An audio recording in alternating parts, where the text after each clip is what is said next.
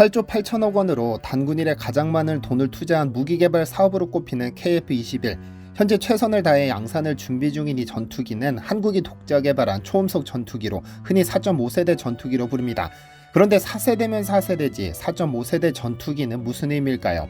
보통 전투기를 세대별로 구분하는데 이는 2차 세계대전 말부터 등장하기 시작한 제트전투기의 발전 과정을 분류하는 방법입니다. 1세대는 한국전쟁을 포함 1950년대까지 활약했는데 대부분 레이더가 없고 아음 속에 자유낙하 폭탄을 투하하고 탄띠로 이어진 기관총을 쐈습니다. 그러니까 전투기가 공격하는 것이 아니라 전투기에 탑승한 병사가 기관총을 쏴 적군을 상대한 것이죠. 소련의 미그-15, 미그-17이 대표적입니다. 2세대 전투기는 1960년대 초 활약하던 전투기로 초음속 시대로 접어들며 상승고도와 비행속도에서 엄청난 발전을 이뤄냈습니다. 당연히 엔진 성능도 비약적으로 발전했죠. 미국의 F-104, 105, 106, 프랑스의 미라지-3, 스웨덴의 사브 3호 드라켄 등이 2세대에 해당합니다. 3세대는 미국의 F-4, F-5, 소련의 미그-23, 미그-25 등 1960년대 개발된 전투기로 이때부터 항공전자공학이 도입되며 전투기의 성능은 컴퓨터 기술이 좌우하게 됩니다. 그리고 7, 80년대로 접어들며 4세대 전투기가 등장하는데요. 컴퓨터 기술과 전자공학 기술이 비약적으로 발전하면서 전투기 성능도 훨씬 정교해졌죠. 미국의 F-14, 15, 16, 18과 러시아 수호이 27, 프랑스 미라지 2000, 스웨덴의 사브 37 비겐 등이 이에 해당합니다. 5세대 전투기는 레이더 탐지를 피하는 스텔스 형상을 갖춘 스텔스 전투기로 전자파를 반사시키기 위해 형체를 변경하면 비행에 지장을 초래합니다. 하지만 전투기 설계가 발전하며 두 마리 토끼를 모두 잡았죠. F-22와 F-35에서 보듯 5세대 전투기 외형은 4세대와는 확연히 구분됩니다. 스텔스 기능 때문에 그런데요. 그렇다면 6세대는 어떨까요? 6세대는 제4차 산업혁명의 산물로 꼽히는 인공지능, 유무인 복합운용, 레이저 무기 등을 갖춘 전투기로 미국을 포함 러시아, 중국, 일본 등이 전부 개발에 뛰어들었습니다. 한국의 경우 4.5세대인 KF-21을 궁극적으로는 6세대로 도약시킬 계획인데 KF-21의 성능을 조금만 보강시키면 스텔스 기능을 갖출 수 있고 레이저 무기와 무인화 기술을 추가해 2041년까지 6세대로 발전시킬 계획인데요. 문제는 개발금. 4.5세대 개발에 8조 8천억 원을 쏟아부었고 20%를 부담하기로 한 인도네시아가 1조 원을 미납한 상태로 목리를 부리면서 엄청난 스트레스를 받고 있습니다. 그런데 조만간 이 개발금 문제가 해결될 것으로 보입니다. 왜냐하면 사우디아라비아가 수줍게 손을 들었으니까요. 안녕하세요, 디스멘털입니다. 6세대 전투기는 그야말로 향후 하늘 그 이상을 지배하게 될 전투기입니다. 이 전투기들은 한두 개의 유인기와 무인기가 함께 비행하며 작전을 수행하게 되는데 무인기는 자동체제로 운용됩니다. 유인기는 이런 무인기를 운용하는 역할을 하게 되죠. 특징으로는 기존 전투기를 압도하는 스텔스 기능, 이전 세대 전투기의 스텔스를 장거리에서 탐지하고 격추시키는 능력, 다수의 무인기를 통한 다양한 교전 능력, 여기에 슈퍼컴퓨터급 성능의 인공지능 탑재, 극초음속 미사일, 레이저, 고출력 전자파 등등 SF 소설에서 볼 법한 무기들이 사용됩니다. 미군은 지금 해군, 공군 가릴 것 없이 6세대 전투기 개발 프로젝트를 진행 중이고 러시아 역시 2021년부터 6세대 전투기 엔진 사업에 착수했습니다. 중국은 2030년 중반까지 6세대 전투기를 만드는 것을 목표로 하고 있고 일본은 영국과 이탈리아와 손을 잡고 개발에 착수했습니다. 보시면 아시겠지만 세계에서 콧방귀 좀 낀다는 나라들은 전부 6세대 전투기에 사활을 걸고 있죠. 한국은 어떨까요? 한국 역시 6세대 전투기와 관련된 제반 기술을 연구 중에 있습니다. 일단 4.5세대로 분류된 KF-21 역시 6세대 전투 운용 방식인 무인기, 레이저 무기 등을 탑재하는 것을 목표로 하고 있는데요.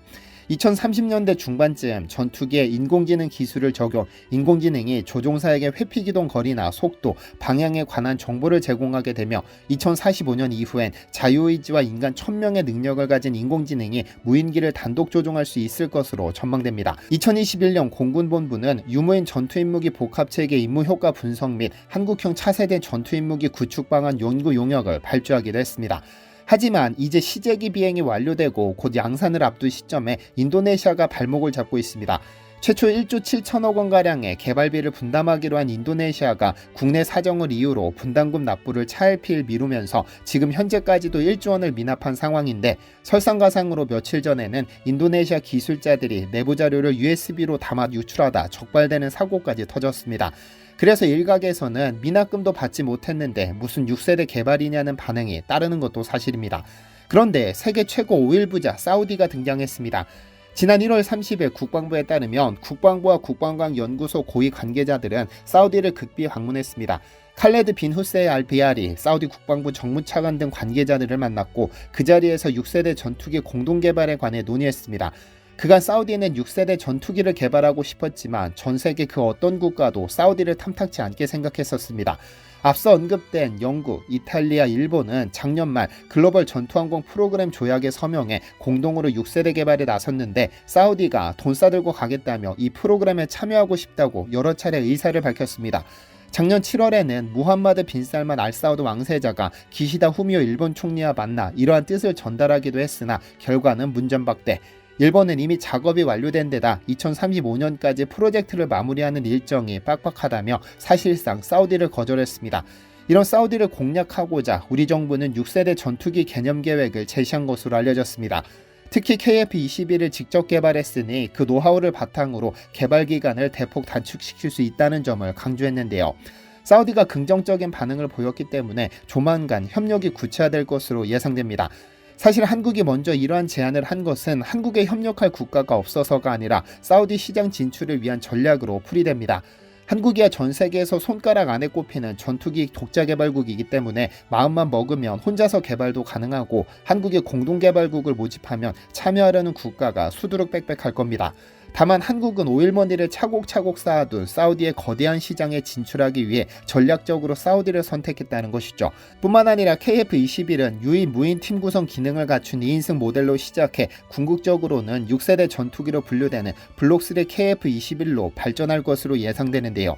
이를 통해 한국은 국제적으로 전투기 개발 분야에서 강화된 입지를 얻을 수 있을 겁니다. 물론 아직 협력이 구체화된 것은 아니고 사우디가 한국 담당자들을 불러 논의한 것에 불과하지만 천리길도 한 걸음부터라고 조만간 구체적인 협력 방안이 발표될 것으로 예상됩니다. 그런데 며칠 전 사우디에서 또 놀라운 소식이 전해졌습니다.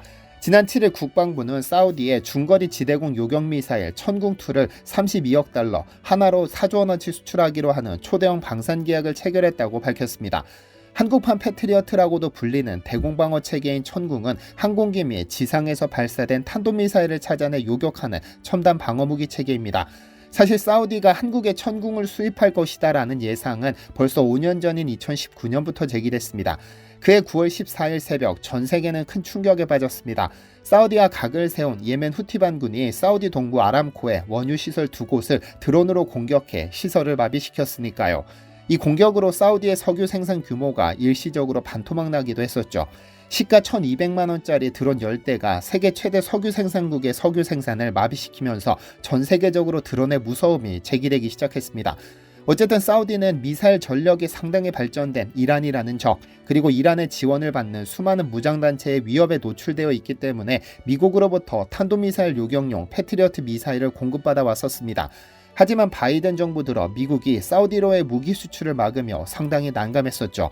그래서 2019년 무함마드 빈 살만 왕세자가 한국을 방문해 국방과학 연구소를 통째로 사갈 수는 없냐는 농담 아닌 농담을 던진 것도 사우디의 안보가 그만큼 풍전등화라는 뜻입니다. 이에 작년 6월 하미드 알라무리 사우디군 총참모부 참모장 등 사우디 대표단의 방한해 공군 미사일 방어사령부와 예하 천궁부대를 방문하기도 했죠. 결국 7개월이 지나서야 4조 원이라는 큰 금액을 투자해 천궁을 수입하기로 했는데요. 아마 천궁을 시작으로 한국과 사우디의 국방협력은 속도를 낼 것으로 보입니다. 일각에서는 후티 반군과 헤즈볼라 등의 군사 충돌로 안보를 위협받는 사우디가 천궁을 시작으로 당장 전력화가 가능한 FA50 그리고 KF-21까지 도입할 것이라고 관측하기도 하죠. 카이 역시 6세대 전투기 등의 개발을 위해 연구개발 투자 규모를 2027년까지 1조 5천억 원, 2028년에서 2032년에는 3조 원, 2033년 이후론 연간 매출의 5에서 10%까지 키워나갈 예정이라고 밝힌 만큼 대한민국의 6세대 전투기의 윤곽을 확인할 수 있을 것이고 이 개발에 사우디의 상당한 지원이 있을 것으로 조심스레 예측해봅니다. 6세대 전투기는 마하 6의 속도로 한반도 전역의 7분 안에 도달할 수 있으며 적 군사시설과 전투기를 레이저로 실시간으로 신속 파괴할 수 있습니다. 탄도탄이 발사된 경우 강력한 레이저를 이용해 상승 단계에서 요격할 수 있죠. 전 세계 모든 강대국이 6세대 전투기 개발에 박차를 가하는 만큼 우리 역시 발빠르게 움직일 필요가 있을 것 같습니다. 여기에 사우디아라비아가 도움이 된다면 그 속도는 더욱 빨라질 수 있겠죠. 시청해주셔서 감사합니다. 디시멘터리에서는 여러분의 제보를 기다립니다. 제 채널에서 다뤘으면 좋겠는 뉴스 또는 널리 알려졌으면 하는 영상은 디시멘터리 네이버.com으로 보내주시면 소중히 제작하겠습니다. 시청해주셔서 감사합니다.